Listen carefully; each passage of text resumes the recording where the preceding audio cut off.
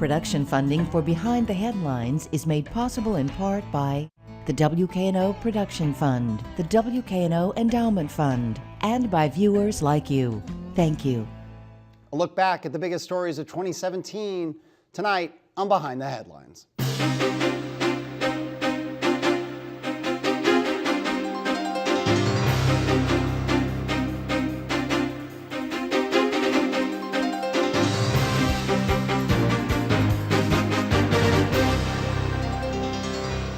I'm Eric Barnes, publisher of the Memphis Daily News. Thanks for joining us.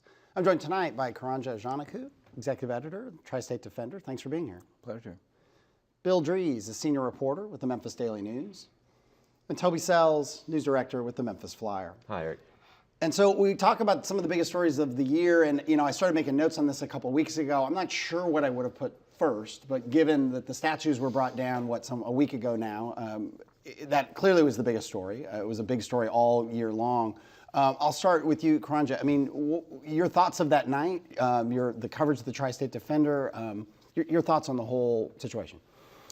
Well, like the rest of us, we knew something was bubbling, but whether we knew it was going to happen that night, no. That was our production night also. The night you're putting your paper together to go to press. We go to press at 10 o'clock, and so this was pretty much happening at that time. And it became apparent, I don't know, maybe around 6 or so, that, whoa, this is happening, and this is happening right now. So we just swung into get people there mode, what adjustments were we going to make, to get the best coverage possible. Yeah, I was really struck. I was coming back from out of town, and my phone blows up, and I kind of get off the highway and look at it, and people are talking about these statues coming down.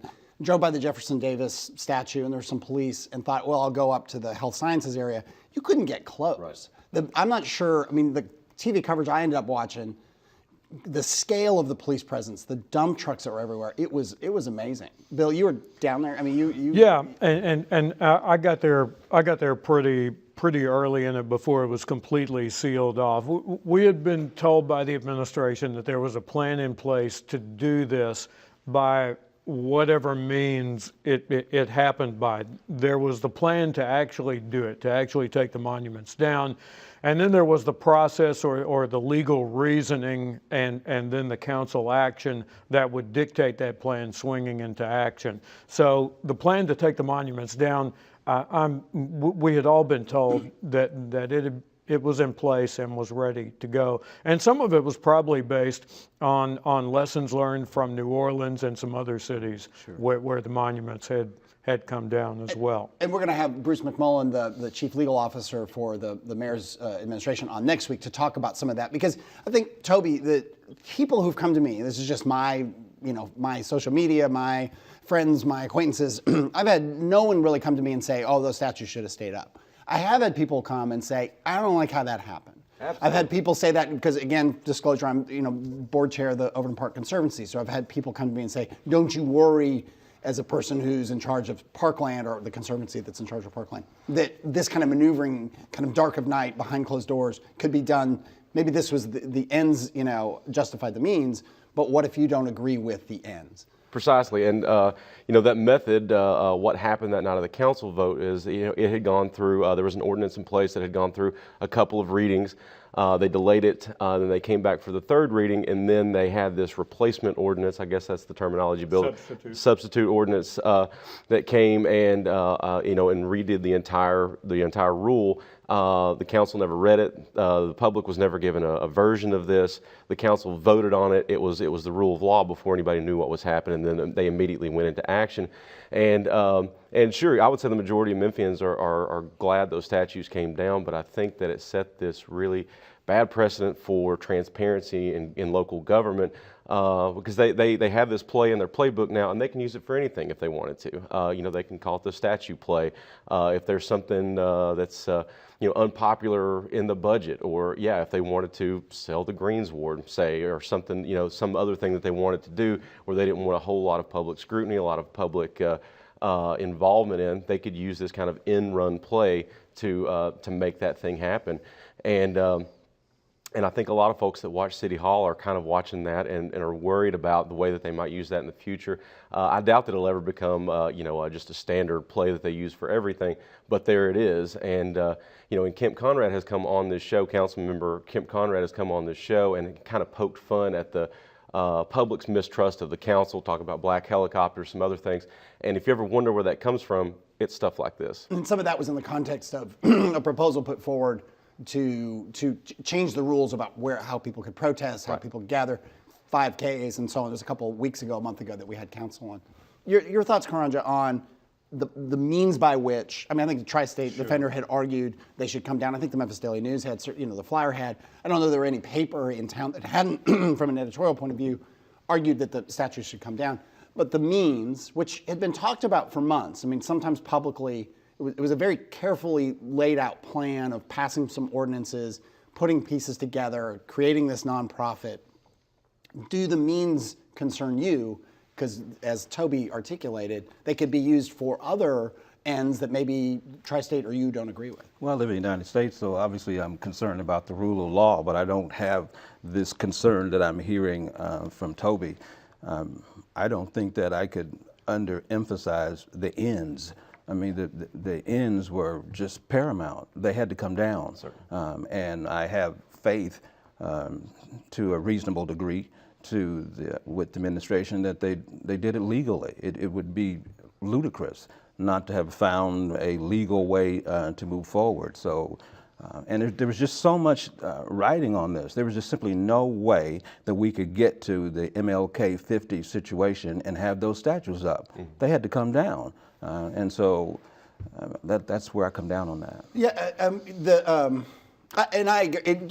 you said you agree with that. The ends. Oh, certainly. Yeah, just so everyone's clear. Certainly, yeah, we've come out certainly and said those statues needed to come down, and certainly right. before But when I hear him, there seems like there's a heaviness that this is going to be used in some way to do X, Y, and Z. I don't hear that clear cutness about it. I think Bill was talking about that. Yeah, I think that you will see some caution in using this. This is a pretty unique legal situation. It's a very complex legal situation. Alan Wade, who is the city council's attorney, who was the city government's lead attorney in this particular court case, has described all of the complexities surrounding a legal process for removing these statues on the state end as quote unquote Confederate hell. Yeah. There were all kinds of different processes that had to take place. The State Historical Commission could hear the matter on one date, but could not act for another month. If it acted, then the statues could not actually be moved for another 120 days. So I think that what happened was the attorneys at City Hall found a way that was complex, a way that moved very quickly, but a way that actually was not even a measure for the different loopholes, complexities, and leaps and jumps that you had to make in state law around this issue. And to the point of the state, when we'd had the mayor on, we'd had city council people through the fall. I always ask, because I'd heard this from so many other people, are you going to get this done before the legislature goes in session in January? Because the legislature is going to close every possible loophole. There was a real sense of urgency that this property shift was kind of out there. People had kind of talked about it. People were talking about it behind the scenes. But all those, that path was going to get shut down. It also seems, and I've had just pure people speculating, but who are in the know, that this path that they use now could get altered or shut down. The state is so mad. Certain legislators are so mad. I think Haslam was in favor of them coming down. But a lot of, particularly the rural legislators, saw no need for these statutes to come down. On any given Tuesday, you have to remember that the average council agenda is 20 to 30 items. And the council members know how the process works out of necessity. After about 3 meetings in the slot there, sitting at the chair, taking the votes, you become quickly acclimated to how it works. Does it move too fast at times? Yes, it does. Right. There are times when things come up and the public is lagging behind and the council's trying to get through this agenda with items, the vast majority of which they all agree should be passed. But sometimes that does get trampled, and being on the council is a constant state of being reminded that you have to make sure that people understand what you're doing. Well, a couple more thoughts on this. One, it is a grave site still, at least at the forest, underneath the forest statue. Do we know what's going to happen next? I mean, is the council, with the holidays, I'm kind of out of it, so I don't That will go necessarily through know. Chancery Court. That'll go through Chancery Court. What happens next with the gravesite? Do we know where the statues are? And there's a kind of real fixation on that, almost as a parlor game, but also it's a very serious issue. There's a lot of symbolism, good and bad for people, about where the statues are, and we don't know. No idea. Yeah, I think Mr. Turner said that wherever they are, they're safe. And they're together. And that's Van Turner, Okay. who's the head of the Green Space Inc. nonprofit that took possession of the two parks.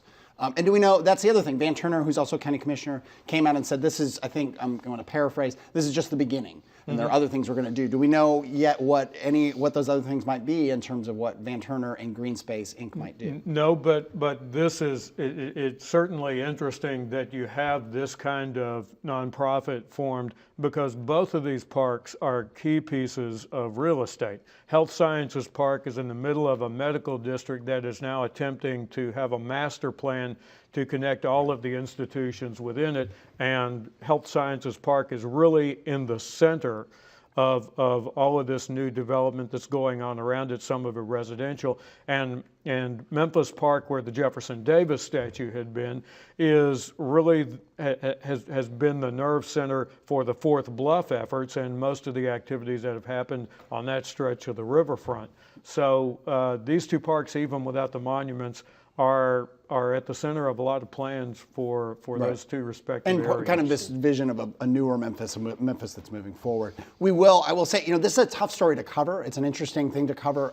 The Flyer is a left of center paper. I mean, it always has been, so you all have that. Tri-State also. For us, we've always been this nonpartisan, the Memphis Daily News, and this is me speaking as publisher, not on behalf of WKNO. It's a tough story to cover because I personally, and we as an editorial board, wanted those statues down, but you're sort of trying to find the other people who are either critical of the legal process or have some belief in those statues. And we'll have in the future people on the show, we'll try to, who are of another opinion of what should have happened with those statues. So I want to make sure I say that.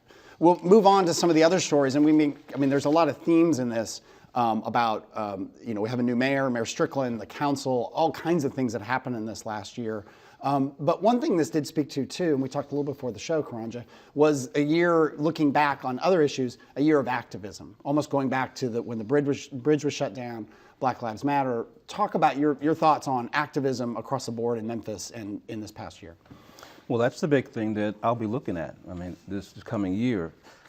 For me, the question is the African American community going to find a way to empower itself at a level that we've not seen in recent years? Okay, so there's always talk about that. Is there a way that we can marshal our forces from an economic standpoint? Is there something that we can do to police our community? So the question is whether the activism that has popped up around the bridge, around Take 'em Down 901, whether that can any kind of way stimulate, push forward, pull, so that there is a new level of activism generally in the African American community. We were also talking earlier about somewhat of a division, and we talked about division relative to the activists and the administration, but there's also a division somewhat within the African American community relative to activism. Beyond popular belief, not everybody thought in the African American community that the statue should come down or how they should come down. So there's always that type of division. And so the question is, how are those elements, are those elements going to be able to talk in a more consistent way that's going to get us to the end of 2018 in a substantively different posture than we are coming to the end of 2017. And it's interesting you say that because next year's a big election year, Bill. We did a show a week or two ago with the head of the local Republican Party and Democratic Party, and you got a really interesting insight into the way they're approaching things against the backdrop of statues of protests of the African American community and where they are, but also against the backdrop of Trump and the impact that President Trump's policies have had at a local level, the Alabama race. And it was interesting. It was, for me, the headline coming out of that show we did was the head of the local Republican Party, Lee Mills, saying we have to divorce ourselves from Trump, because President Trump may be very popular in rural Tennessee, but he's less and less popular among the educated suburban, kind of typically white Republican base of Republicans in this area. Right, and if you're talking about winning elections, which is what this is about, winning countywide elections. This is a county that Hillary Clinton carried in the last presidential general election with 60% of the vote.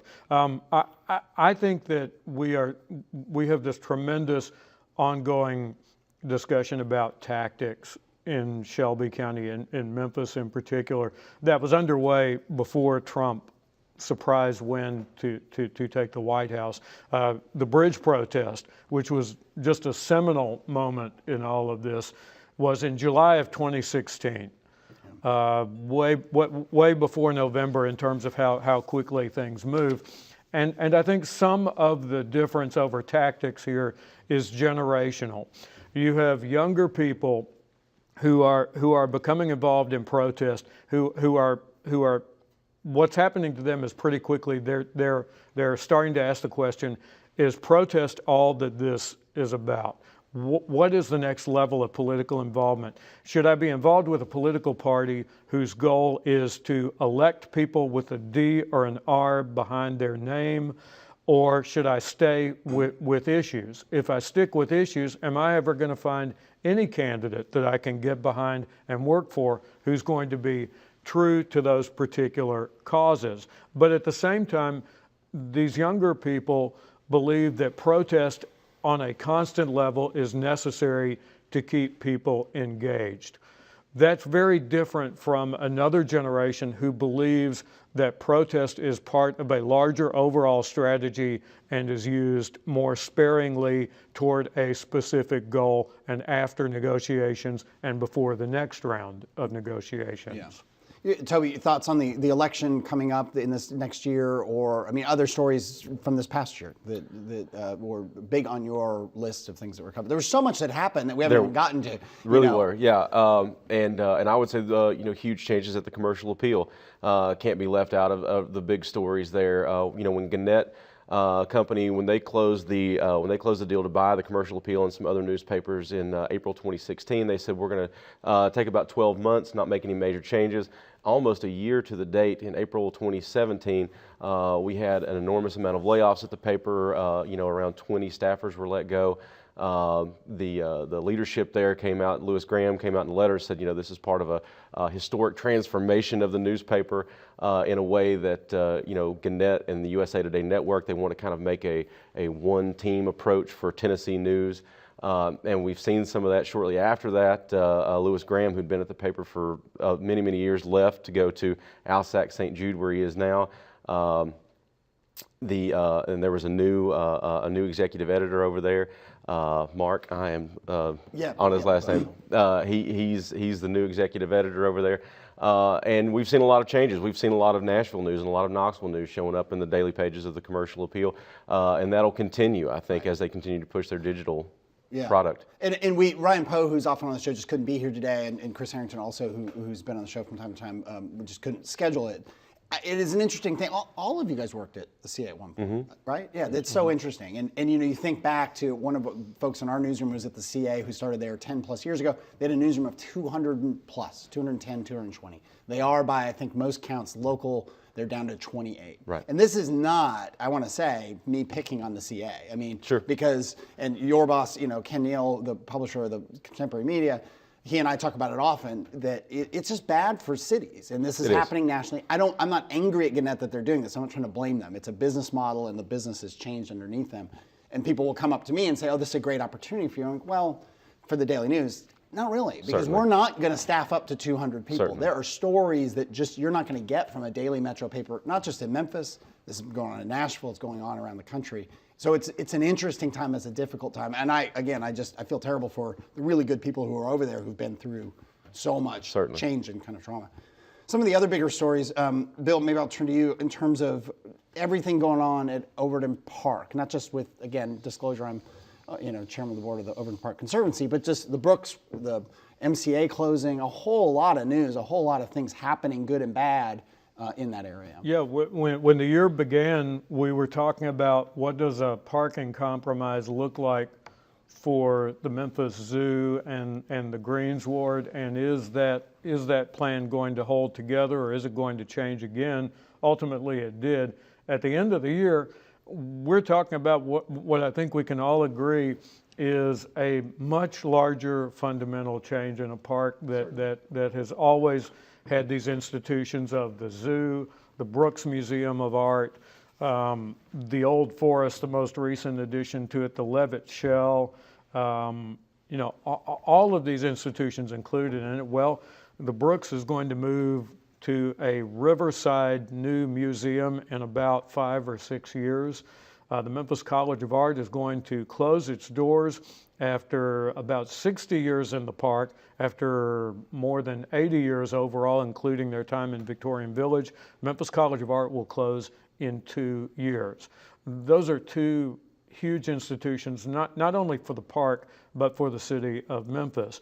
So at year's end, that process is still working its way through, and we have the first concrete, very well thought out plan for what to do with the Brooks, and it is from Ekendayo Bandele, the founder of Hattie Lou Theater, who has proposed a National Black Theater Museum and he already has partnerships lined up with 4 national Black theater organizations to not just contribute to it, but to move to Memphis from the cities they are currently in and be a part of that. It would be, I mean, Hattie Lou Theater is one of the third, by jokes, Ekendayo jokes, there's different ways to count it, but they're about the third largest African-American theater in the country. Houston, then Chicago, then Memphis. And I remember talking to him about that, and I said, well, not Atlanta, not Charlotte. He said, no. I mean, we're the third largest. And his connections throughout the African-American theater world are really impressive, and it would be transformative. I mean, I don't know your thoughts on it, Karanja. I mean, it would be a transformative theater, transformative tourist attraction, a transformative entry into Overton Park. All of those things, but in the larger sense, it's about art and the importance that the connection between art and critical thinking. And when I look at Memphis, that's where we got to go. We have to step up relative to how we think, how we go about teaching our children to think, and I think that art plays a really big role into that. And it sort of even ties back into what we were talking about earlier about activism.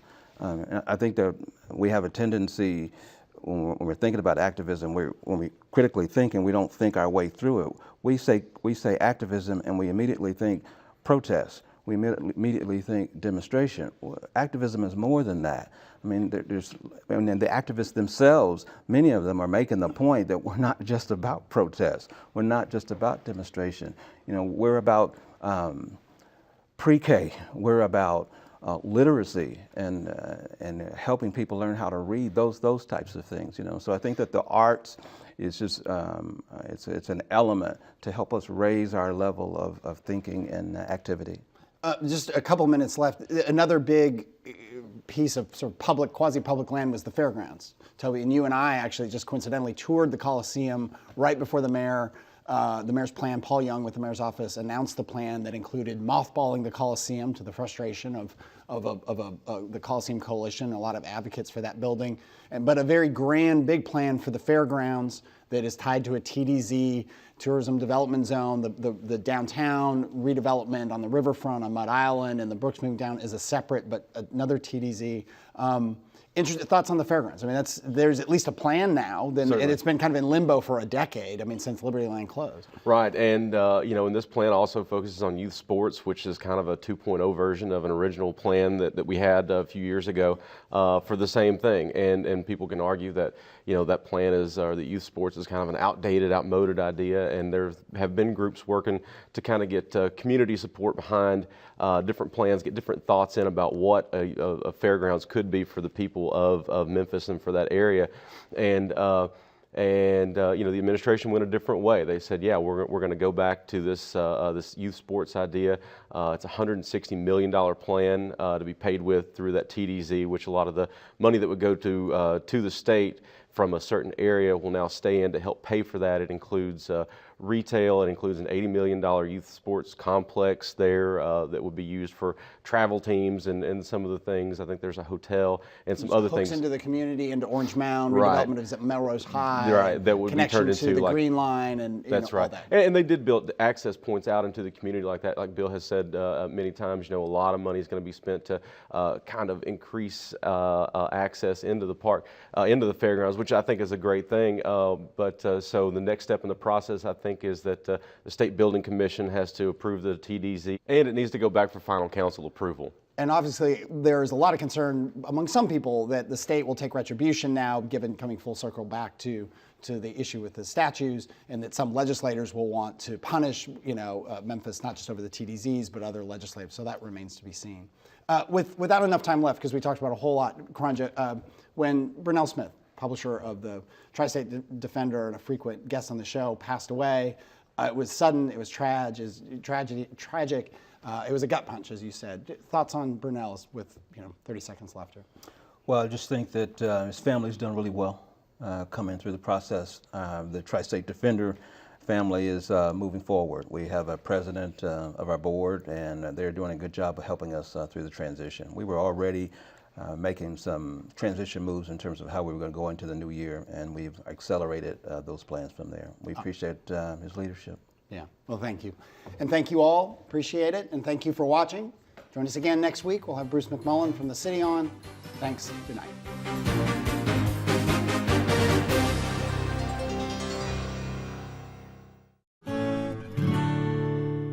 This was pretty much happening at that time, and it became apparent, I don't know, maybe around 6 or so, that, whoa, this is happening and this is happening right now. So we just swung into get people there mode, what adjustments what we're going to make to get the best coverage possible. Yeah, I was really struck. I was coming back from out of town and my phone blows up and I kind of get off the highway and look at it, and people are talking about these statues coming down. Drove by the Jefferson Davis statue and there was some police, and thought, well, I'll go up to the health sciences area. You couldn't get close. Right. I'm not sure, the TV coverage I ended up watching, the scale of the police presence, the dump trucks that were everywhere, it was amazing. Bill, you were down there. Yeah, and I got there pretty early in it before it was completely sealed off.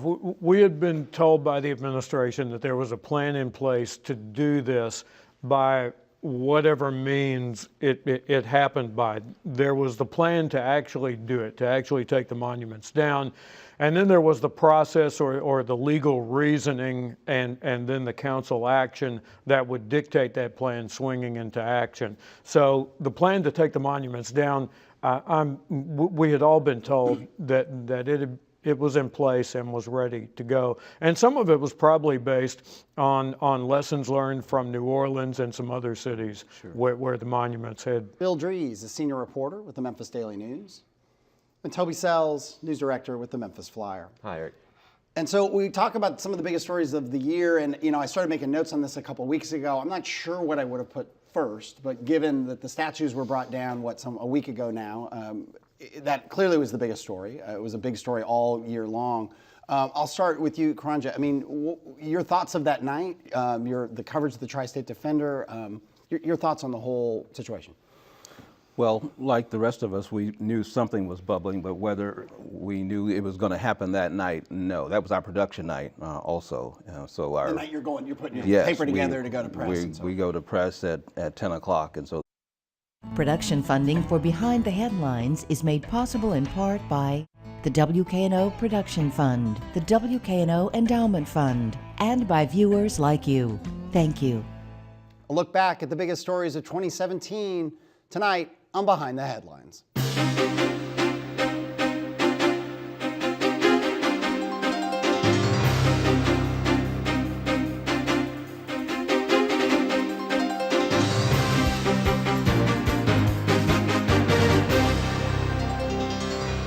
I'm Eric Barnes, publisher of the Memphis Daily News. Thanks for joining us. I'm joined tonight by Karanja Ajanaku, executive editor, Tri-State Defender. Thanks for being here. Pleasure. Had come down as well. And we're going to have Bruce McMullen, the chief legal officer for the mayor's administration, on next week to talk about some of that. Because I think, Toby, the people who've come to me, this is just my, my social media, my friends, my acquaintances, I've had no one really come to me and say, oh, those statues should have stayed up. I have had people come and say, I don't like how that happened. Absolutely. I've had people say that because, again, disclosure, I'm board chair of the Overland Park Conservancy, so I've had people come to me and say, don't you worry, as a person who's in charge of parkland, or the conservancy that's in charge of parkland, that this kind of maneuvering, kind of dark of night, behind closed doors, could be done. Maybe this was the ends, justified the means, but what if you don't agree with the ends? Precisely, and